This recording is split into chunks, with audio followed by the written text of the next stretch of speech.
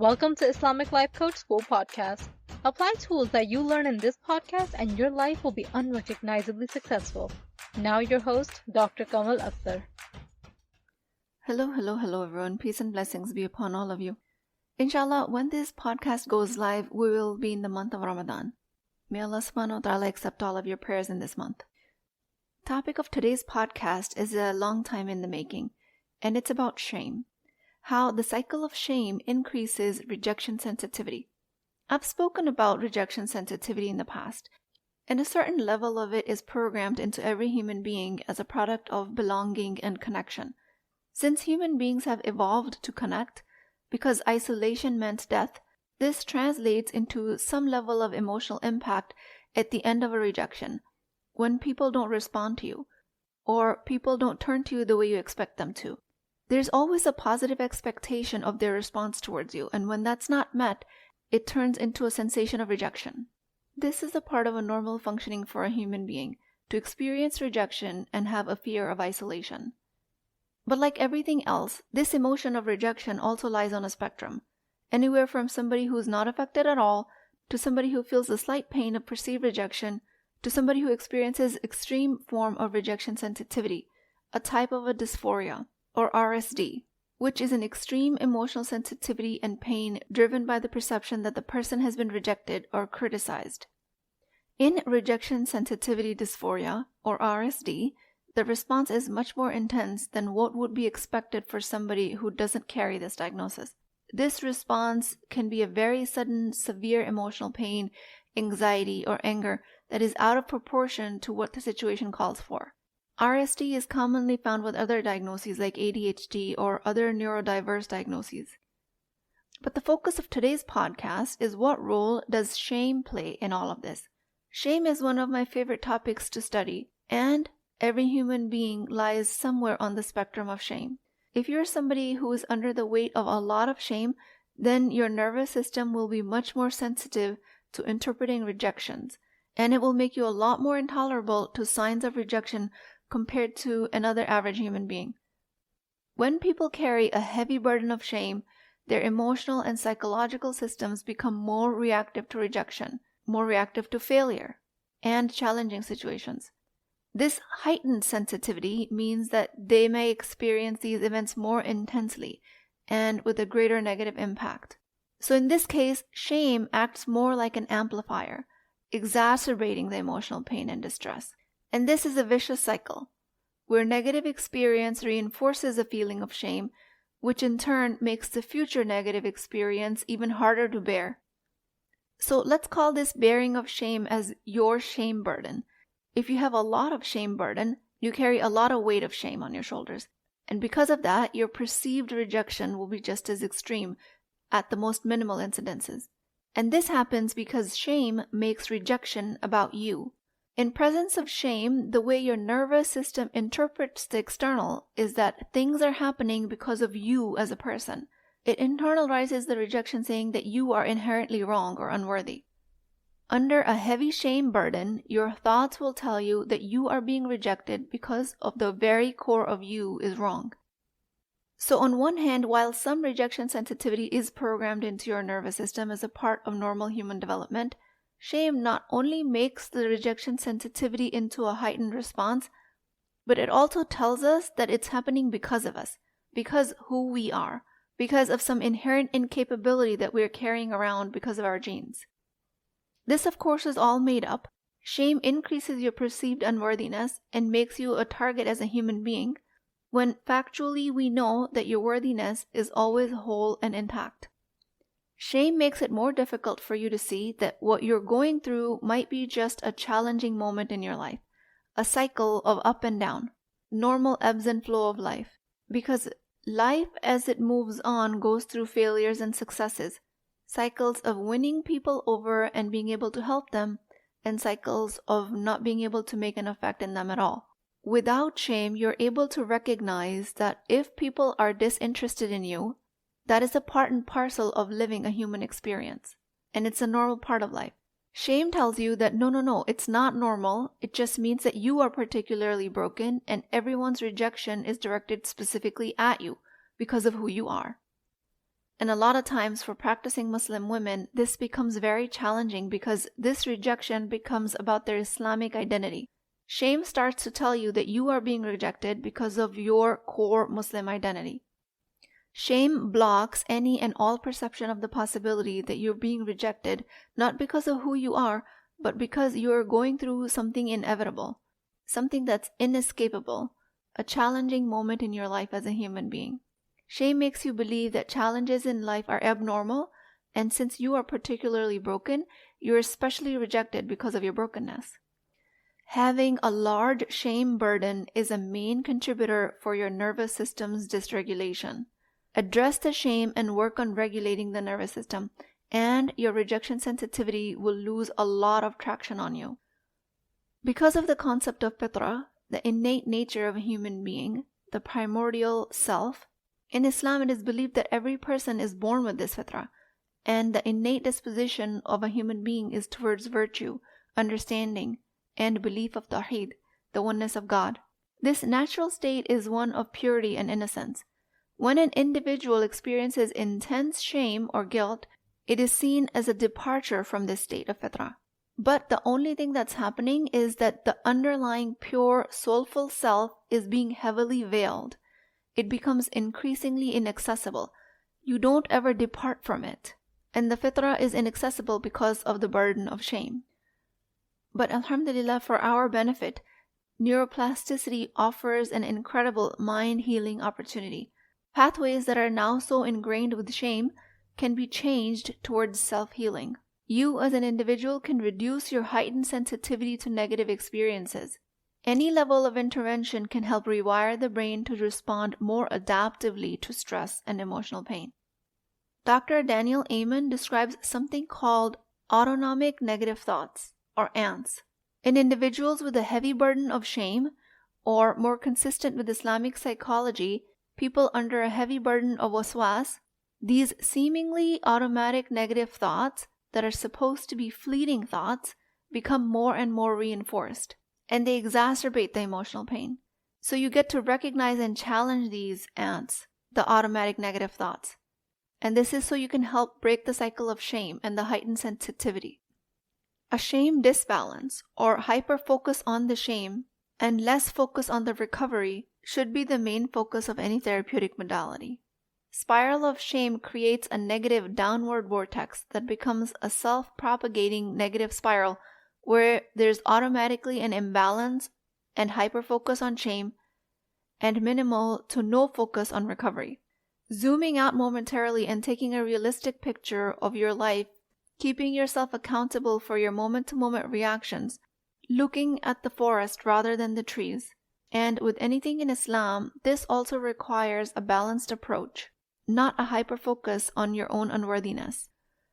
Again, I'm going to emphasize this again. Your unworthiness is a false concept because there is no such thing. Every human being is created worthy. If you have a tendency to internalize failures and rejection, find out what your shame burden is.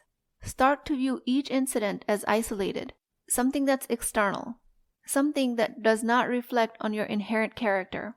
Practicing this perspective will lead to a more balanced personal view, because a distorted personal view is where your flaws are blamed for these negative experiences. And rather than seeing a rejection as a mismatch of needs, or seeing rejection as a learning opportunity, you start to interpret these experiences as proof of your inadequacy. Again, the lesson here is to recognize that this is the direct effect of the shame burden that you might carry as an individual. When you don't work to lift your shame burden, you are essentially programming your cells with negative beliefs. And this negative programming will affect biological processes, leading to more stress responses and potentially impacting your overall health. Our perception of our environment, including how we interpret experiences and challenges, alters our biology. If you are living with deep-seated shame, your perception is skewed towards seeing yourself as inherently inadequate. This perception not only reinforces the shame, but also creates a physiological stress response, affecting your body's function and health. Dr. Bruce Lipton's work in epigenetics and gene expression shows that your environment influences the expression of your genes through your perceptions. When your self-perception is through the lens of a heavy shame burden, then your environment will seem like it's full of rejection. And these beliefs will activate a fight and flight response, where you start to live in a constantly activated sympathetic response. This physiologically is what activates and deactivates certain genes that leads to their unhealthy expression. And an unhealthy genetic expression alters the production of neurotransmitters and hormones in a way that perpetuates the feeling of inadequacy and unworthiness. This feedback loop is done through a biological response that reinforces your negative self-image. And although this sounds like a never-ending doom and gloom story, the solution in this case is very easy. Solution is just your willingness to help yourself. So as always, as a physician, I'm not telling you to take meds or not to take meds for the disbalance of neurotransmitters. I am a physician, but I'm not your physician, and this podcast is not to be used for medical advice. But what I am trying to help you with is trying to reduce your shame burden through your conscious mind. Solution in this case is with your conscious mind, which is creative and it can think freely. The subconscious mind is habitual and programmed by the conscious mind so that it can recall the past experiences. If you find yourself entrenched in shame, your subconscious mind is likely filled with negative programming of the past experiences. And this programming dictates your automatic responses like perceptions and reactions to your environment. And because this is automatic, it makes it challenging to see these experiences in a more neutral and positive light. But the power of conscious change is that there's a large potential of change through conscious awareness and reprogramming these beliefs. Just by becoming aware of your negative beliefs and consciously choosing to adopt more empowering beliefs, you break the cycle of shame. This process involves you actively reinterpreting failures and rejections as opportunities for growth and learning. Again, it involves your active participation. Passively, your default mind will continue to reprogram shame in your body. The active participation is done through your understanding of mind and body connection. The thoughts and beliefs you hold have an impact on your physical health and well-being. And by changing your perceptions about failures, you can not only improve your mental and emotional health, but also potentially your physical health. If you are dealing with a significant product of shame, typical difficult life experiences trigger disproportionate reactions. And that happens because of an underlying dysregulation of the nervous system. And while I'm talking very psychoanalytic type of language, what that actually means is it just might be manifesting in your life as anxiety, depression, emotional outbursts, reactivity, all of it stemming from your inability to process and cope with challenges in a healthy manner. So there might be some scenarios in your life that where you're otherwise perfectly capable of handling rejection, your shame burden is making it intolerable. If you get a rejection letter after an interview, but you live in shame for days and weeks after that, crying over the lost opportunity, chances are you're carrying a heavy shame burden. If you apply for a promotion but are not considered for the job, living the vividness of the rejection and the pain constantly is a product of your shame burden. But what I am going to offer you is, instead of internalizing these news as failures or a reflection of your worth, you have the option to view it as a common workplace occurrence. You have the option to use this experience to seek feedback, understand your reaction to it, figure out where and if you have any areas of improvement that you can work on. You have the option to prepare better for future opportunities. All we're doing is reframing your thoughts, which helps in mitigating the feelings of shame, and it helps break the cycle. Many women in the West juggle career, family responsibilities, and when any challenge arises, like not being able to attend a child's event due to work commitments, under a heavy shame burden, it's very easy to feel guilty and inadequate. Or if the curated lives presented on social media create a sense of pressure that comes from unrealistic expectations and standards, you might feel inadequate under the shame burden when you're comparing yourself to these idealized images.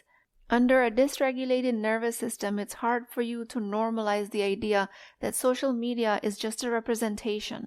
It's not even reality.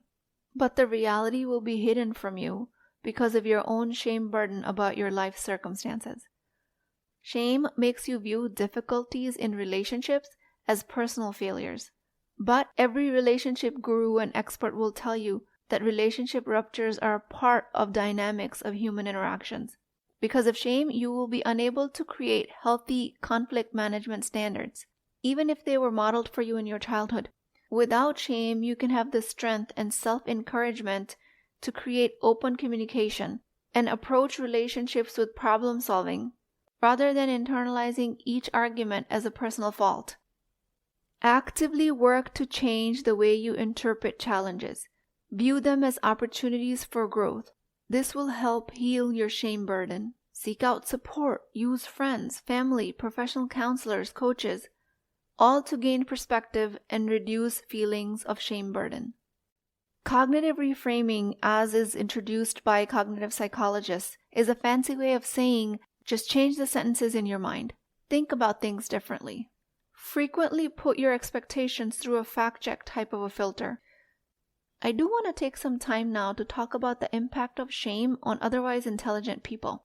As an intelligent human being, you will have a strong capacity for understanding and reasoning. But when it comes to applying this understanding to your own emotions and behaviors, there will most likely be a disconnect.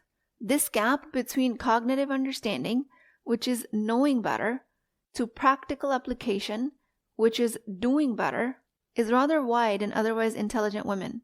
Because what ends up happening is women that are high functioning and intelligent, which by the way includes everyone listening, because I know as soon as I say intelligent women, some of you might have a tendency to exclude yourself from that group, but you carry the capacity to understand with your rational mind, so you qualify as intelligent in this definition. So intelligent women have a strong tendency to rationalize or intellectualize your experiences, especially the shame experience. But this does not necessarily translate into emotional healing or behavioral change.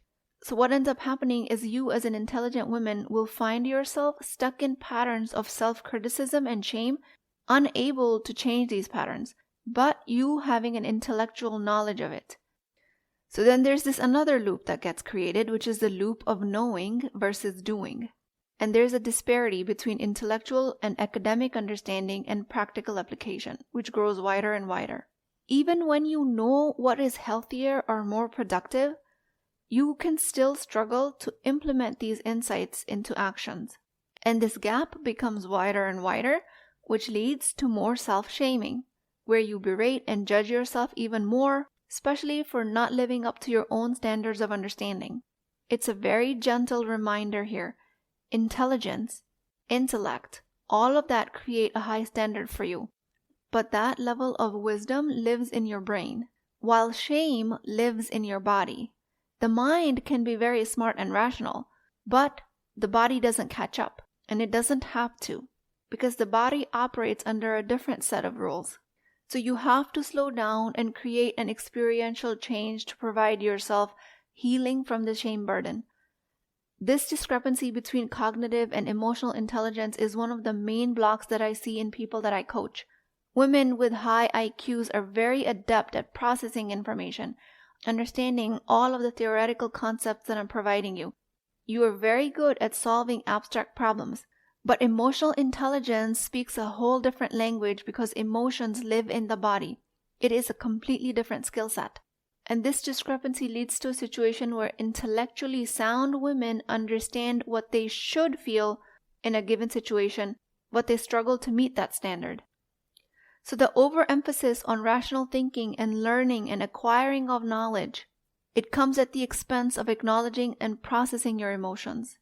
This overemphasis creates an intellectualization of feelings, which means explaining them away instead of experiencing them and managing them effectively. This is what leads to your inability to make meaningful behavioral change. If you find yourself stuck in an intellectual, self-fulfilling loop of shame, this cycle of knowing what is better but being unable to feel differently, all that means it's time for you to get coaching. It's time for you to slow down. It's time for you to become aware of your body's cues and start living in the body's mind instead of your intellectual mind. And the more ironic thing is that the intelligent women have a heightened awareness of the gap of intellect and emotions. So the level of nervous system dysregulation that happens because of shame exacerbates your response to negative experiences. Your intellectual understanding does not help you as much in this regard as much as your emotional intelligence does. Learning to embody shame and accepting its presence makes it easier for you to accept failures as an external event, an opportunity to learn, makes it easier for you to separate your failures from your self-worth. I personally have lived through many loops of unsuccessfully trying to solve for my shame with my intelligence. I tried and I failed. Thinking about your shame is not an advisable method of solving for it. It wasn't until I held space for myself and allowed myself to understand that my shame burden might be slowing me down, that level of acceptance allowed me to seek the right kind of help. Also understand that intellectualization in your case might also be a defense mechanism to shame. But I do hope that in this podcast I've given you enough food for thought and enough awareness so you have all the tools that you need to solve for your shame burden.